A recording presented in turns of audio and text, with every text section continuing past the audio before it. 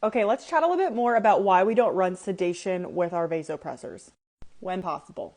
Okay, the reason that we like to keep vasopressors and sedation separate is because it's very common for us to need to change the rates up or down of either of the pressor medications or your sedation medications. It's also really common for us to potentially need to bolus sedation medication.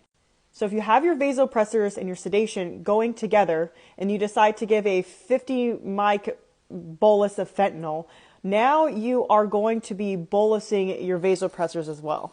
This is going to give you a very, very, very scary blood pressure. It's only going to be temporary. However, it could be a critically scary blood pressure.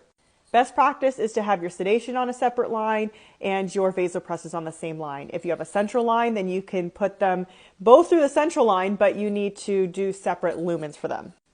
In a perfect world, if I have a triple lumen central line, I like to have my vasopressors going through one lumen, my sedation medications going through the other lumen, and then the third lumen be for, antibiotics, fluids, TKO, like if you have to do electrolyte replacements or anything like that.